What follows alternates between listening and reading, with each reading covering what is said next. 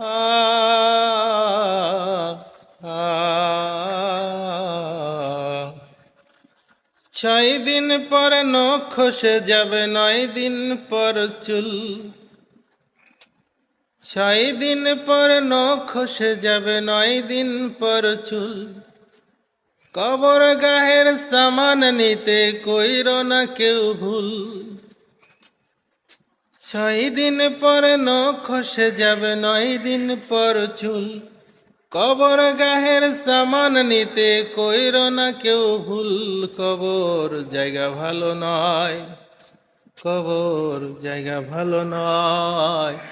আমল দিয়ে কবর গৃহ সাজিয়ে নিতে হয়। কবর জায়গা ভালো নয়, আমল দিয়ে কবর গৃহ সাজিয়ে নিতে হয়।